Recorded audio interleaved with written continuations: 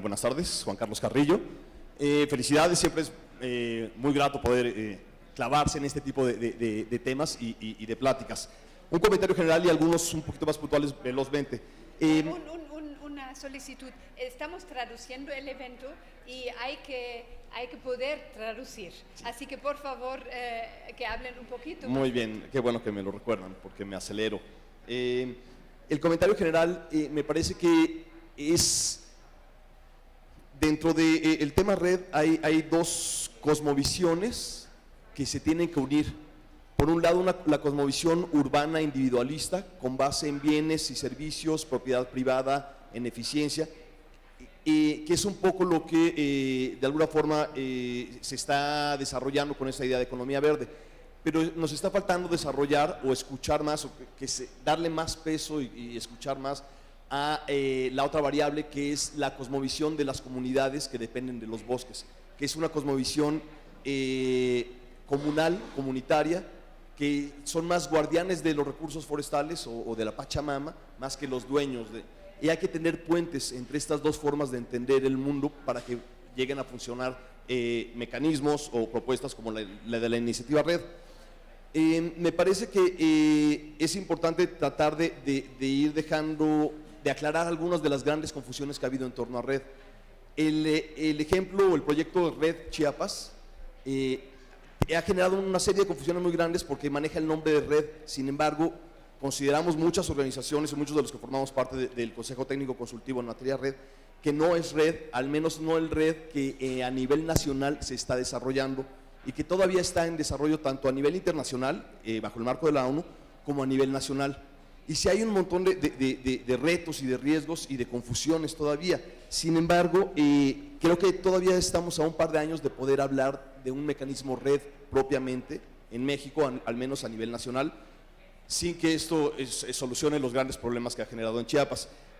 Los servicios ambientales se pueden financiar no únicamente a través del mercado. Hay muchos otros sistemas, varios otros sistemas que pueden ayudar a financiar los servicios ambientales. No necesariamente es una compraventa, pero sí se requiere, al menos el planteamiento de la política, que haya financiamiento, que el que conserva se beneficie y que el contamine pague. Y Red no es necesariamente mercado de carbono. Va a pasar y va a tener un elemento sin duda de mercado de carbono, pero a nivel nacional, por lo menos hasta donde se ha avanzado en la Estrategia Nacional Red, el tema que menos peso tiene es el de mercado de carbono. Está más enfocado a la alineación de políticas y al manejo integrado del territorio. Hola, buenas tardes. Mi nombre es Álvaro. Felicitaciones a la ponente, al ponente. Muchas gracias a Henry Ball por la invitación.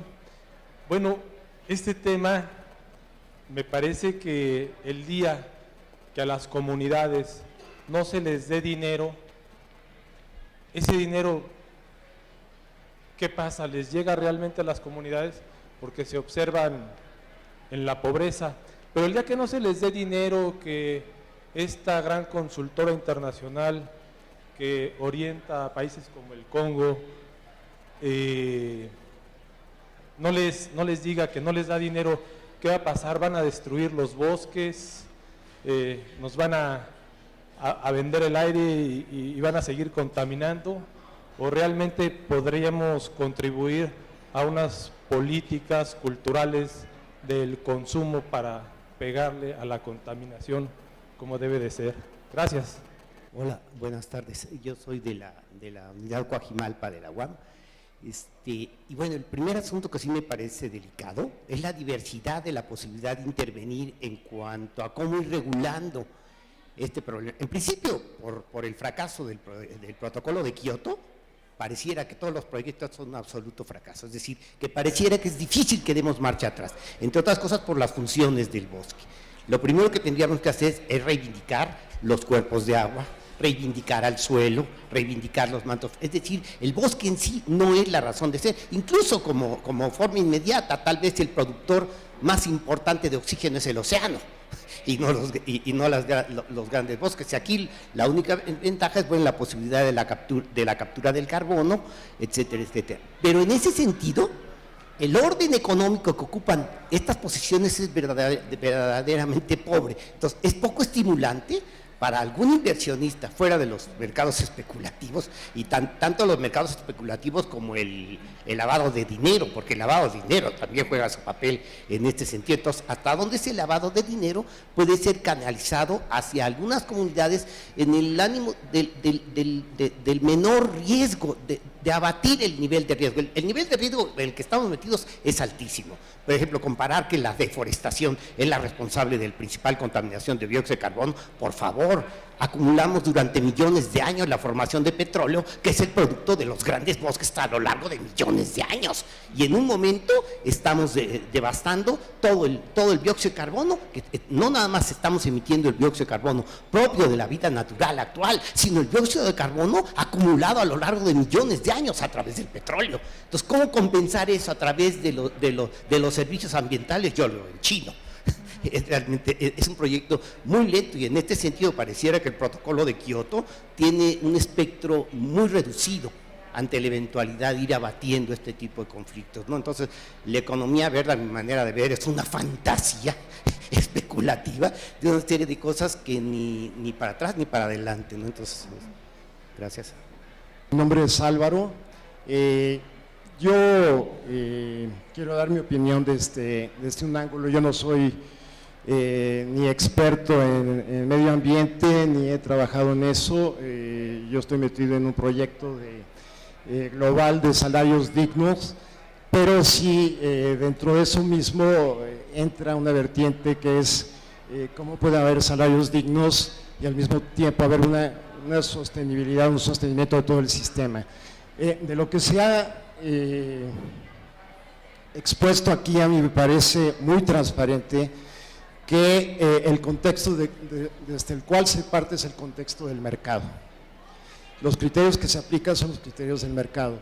Por lo que entiendo aquí, en cierta forma se le está echando la culpa a las comunidades originarias de que generan carbono, dióxido de carbono, y al mismo tiempo, como dice Silvia Ribeiro, esto pasa a un contexto global en que entra la financiarización de toda esta generación de carbono, pasan los mercados financieros, entran los criterios ya no nada más capitalistas de compraventa, sino de especulación, de economía casino, y realmente lo que se está haciendo, en mi opinión, lo que se está buscando es que las transnacionales puedan obtener una licencia para seguir contaminando, porque son los verdaderos contaminantes. Todos los consumidores que somos parte del sistema capitalista somos los verdaderos contaminantes, a través de comprar bonos que son como una licencia para seguir contaminando, y son esos bonos que le dan la autoridad a las transnacionales para apropiarse del aire, del medio ambiente, de las comunidades locales, para que contaminen un poco menos, cuando ellos realmente no son los contaminantes. Por supuesto que generan carbono, pero lo han hecho durante siglos de manera sostenible. La única solución para mí que puede haber real es ir a las causas, y para mí no hay solución mientras no haya un cambio paradigmático y no pasemos de lo que yo le llamo la mercadocracia a la real democracia.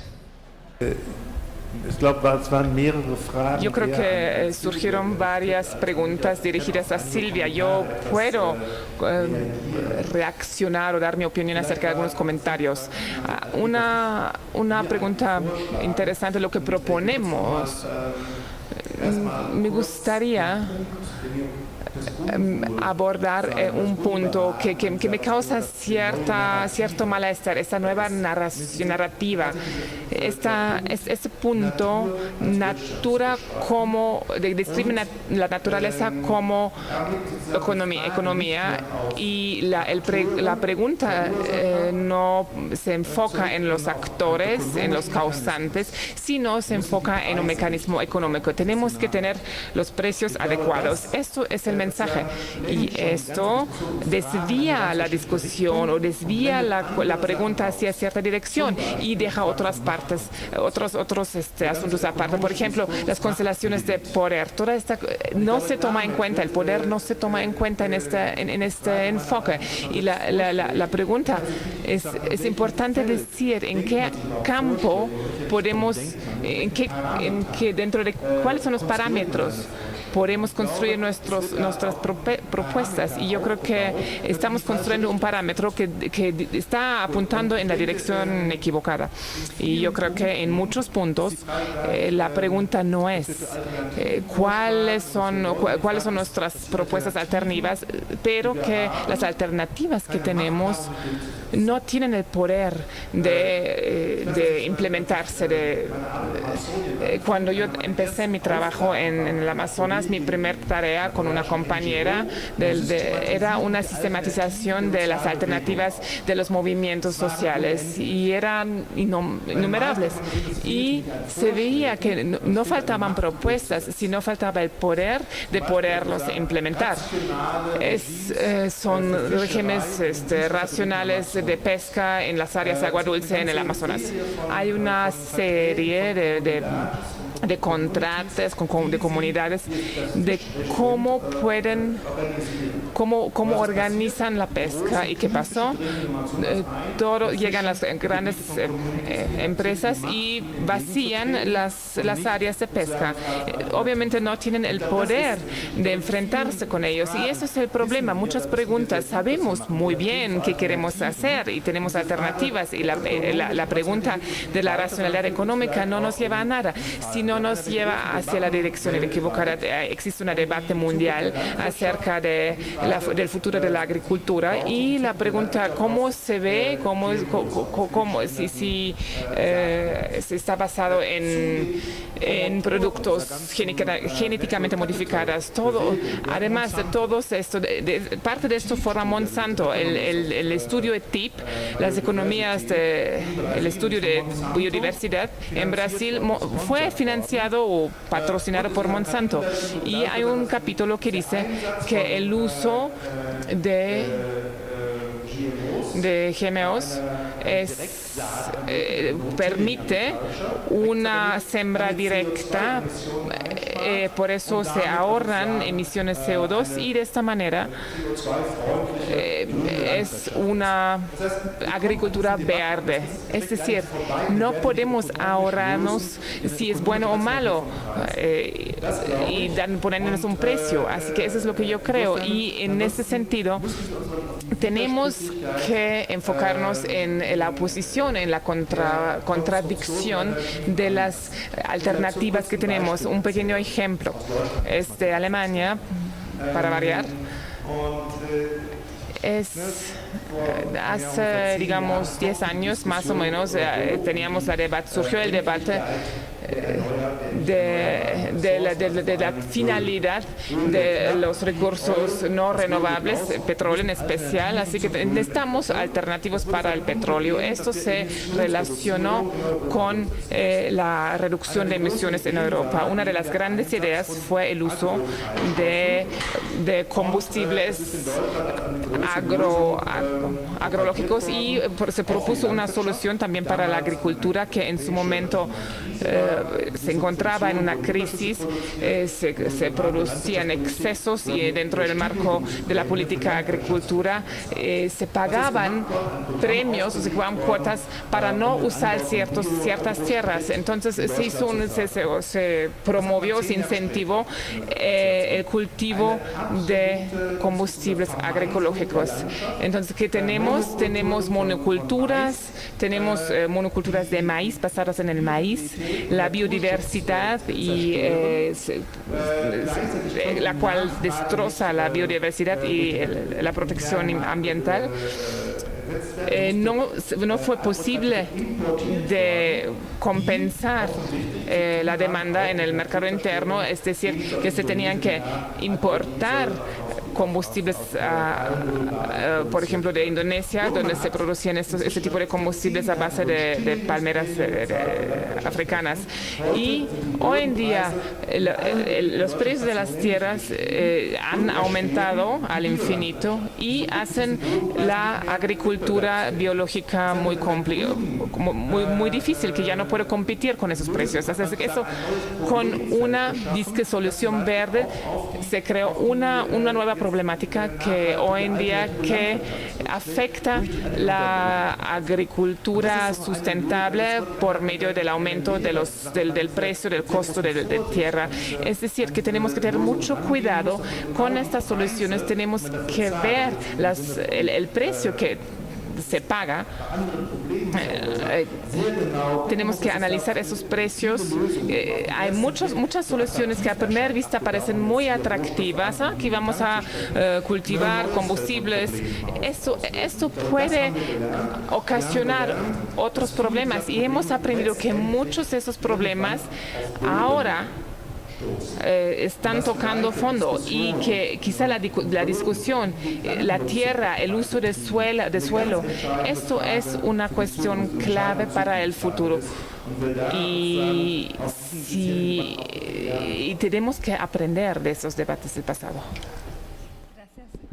Tal vez sigues inmediatamente, tanto con comentarios como con respuestas a las preguntas que te hicieron. ¿Comentarios? ¿Ah? Sí, bueno. Habían preguntas y habían comentarios. Sí, ok. Sí, voy a decir algunas cosas y luego, porque es que son como temas muy amplios. Bueno, primero es que yo lamento decirle a los que están aquí que creen que lo de Chiapas no es un proyecto red, que eso no es así. O sea, los de Chiapas se llaman a sí mismos proyecto red, y que haya otros en México que no los consideran, pues saquen un comunicado público y denúncienlo. Los de Chiapas siguen llamándose proyecto red, y no hace más a fin de septiembre se reunieron 26 estados para aumentar lo que ya había entre Acre, Chiapas y California a 23 estados más, y todos ellos se llaman red. Entonces, pues digo, a ustedes no les gustará, pero ellos se llaman red. Entonces, y lo dicen todo el tiempo.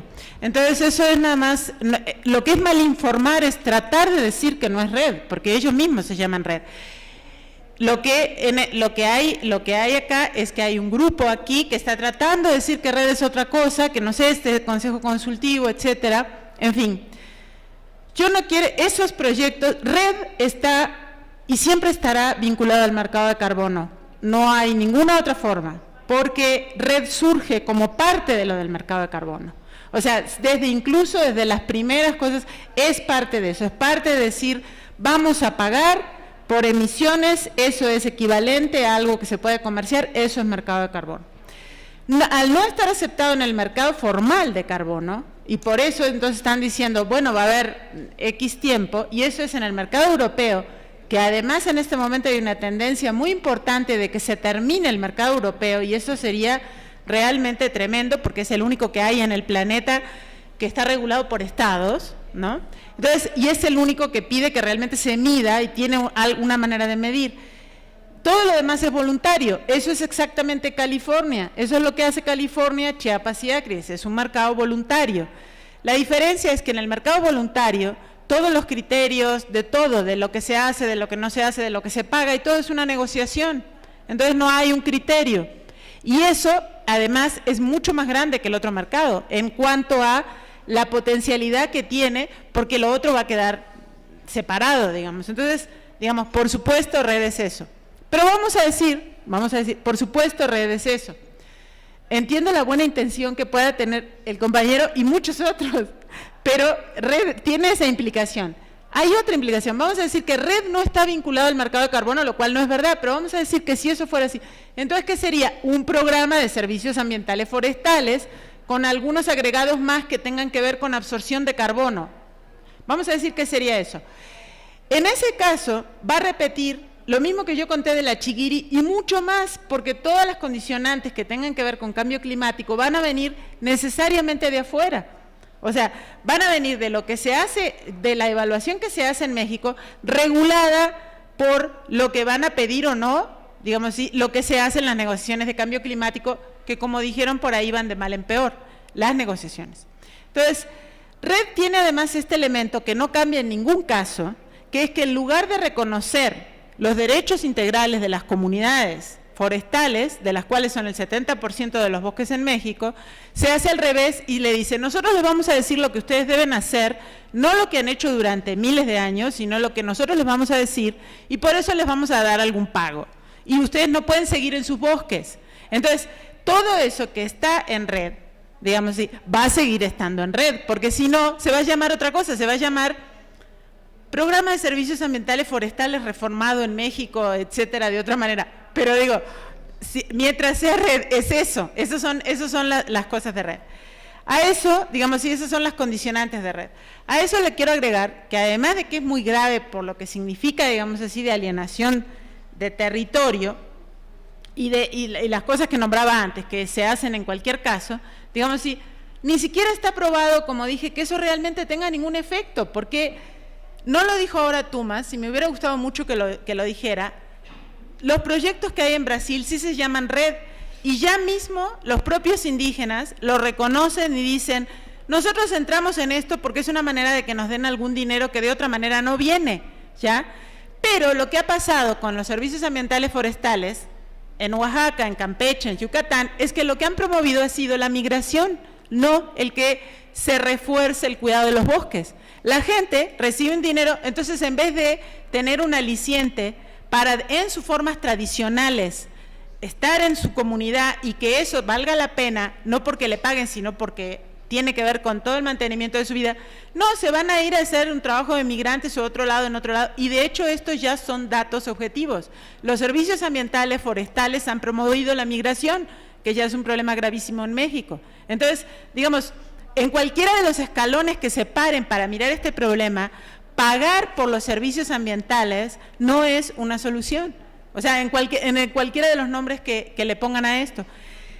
Eso, digamos así, en el tema de este. En el tema del protocolo de Kioto, para pasar a ese tema, en el tema del protocolo de Kioto, el protocolo de Kioto yo considero como una organización que sigue las negociaciones de cambio climático que está muerto. O sea, el protocolo de Kioto lo mataron prácticamente en Cancún. Aquí, justamente, cuando aprueban REDD. Pero no es porque aprueban REDD, justamente porque deciden que no es importante reducir realmente las emisiones. No es importante que eso suceda, sino que se pueden hacer otros mecanismos, como pagar servicios ambientales, que no han funcionado, como mercados de carbono, que no han funcionado. O sea, en todos los casos, los servicios ambientales lo que hacen es nunca ir a las causas. O sea, cuando yo me refiero al tema de las energías, y digo, y pongo el ejemplo de que pueden en diferentes lugares, habrá unas o habrá otras, si no hay una solución, el problema de fondo es que ninguna forma de energía va a alcanzar si seguimos con el modelo actual de consumo. Ninguna. Entonces, todo esto, digamos así, son maneras de decir, y además de que van a seguir las empresas contaminando, porque todas las empresas que paguen por REDD, si alguna vez pagan, que no han pagado, pero como entran como en una cosa así, ellas van a seguir. En este momento, el 26 de abril, los invito a que miren a los que están en REDD, el 26 de abril, 24 organizaciones ambientalistas, incluyendo el Sierra Club, Greenpeace, Amigos de la Tierra, en Estados Unidos, le piden al gobierno de California que termine con esto, al mismo tiempo que lo están aumentando a 20 y pico de estados. ¿Por qué? Porque eso es lo que ha justificado que las empresas más contaminantes de California y las de afuera de California vayan ahí a comprar créditos de REDD para poder seguir contaminando. Entonces, paradójicamente se convierte en una justificación de la contaminación. Entonces, no es una solución a nivel de la comunidad, pero tampoco lo es a nivel de parar a los que están emitiendo, los que están contaminando, etcétera. Entonces, digamos, es en ese sentido un mecanismo que realmente hay que cuestionar. O sea, no se puede, como decir, seguir sobre lo mismo cuando hay toda una historia que muestra lo contrario. Eso es, digamos, lo que pienso de eso, y no sé si me quedó algo más. Estoy de acuerdo con lo que dijo el otro compañero, digamos así, en cuanto a que, claro, o sea, de lo que se trata es de que nunca se revisan realmente las causas. Entonces son todos mecanismos de mantenerse en eso. ¿no? De mantenerse así por arriba. Y nada más quisiera decir, el Fondo Mundial para la Naturaleza es la WWF, ¿no? El World Life Fund. Bueno, seguramente viste el artículo de Naomi Klein el domingo pasado. O sea, Naomi Klein, que es una activista canadiense muy conocida, justamente se pregunta por qué los grandes fondos verdes, y nombra a la Fondo Mundial para la Naturaleza, mientras que dicen que apoyan proyectos ambientales, la gran cantidad de fondos que tienen, porque son fondos de muchísimo dinero, de Nature Conservancy, WWF, Conservación Internacional, que está en el proyecto de red en Chiapas, todos estos, su dinero que tienen, lo invierten en empresas petroleras porque es donde les da más renditivo. Entonces, lo que dice Naomi Klein, lo pregunta y le dice, ¿por qué no dicen dónde invierten el dinero?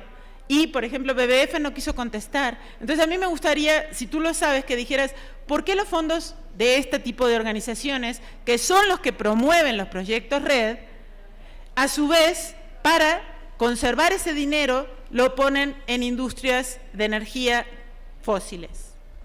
Bueno, muy rápidamente, yo soy Olinka. El artículo que se refiere ella es el del domingo en la jornada. Naomi Klein saca un artículo muy extenso y claro que a todos nos sorprende, es un artículo muy impresionante por los datos que está diciendo, o sea, es algo que realmente en la gente que estamos en este ámbito me parece que nos quedamos con la boca abierta.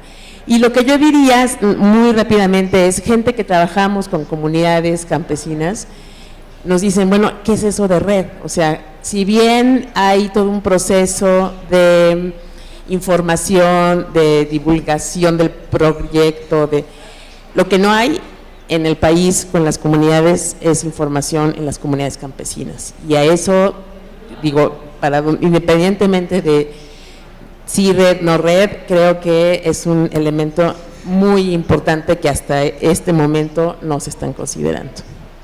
Sí, yo soy Marta y me dejó pensando mucho lo que dijo Tomás. Yo vengo regresando de la selva de ayer y lo que estaba viendo es que se desató un mercado de especulación, pero horrible con la palma africana en las orillas de la selva. Entonces yo vine así como esperando encontrar elementos de qué es lo que está pasando con las áreas específicas que están siendo apoyadas por red y las áreas contiguas que están siendo afectadas. Cuando Silvia le aumenta 300,000 hectáreas a la dotación que se hizo a los lacandones, pensé, bueno, yo estoy muy puntillosa porque ese tema me apasiona, ¿no? Y después cuando puso algunos grupos étnicos de más, también pensé, bueno, es una cuestión que no importa, pero sí importa porque todo esto se está peleando en hectáreas de tierra.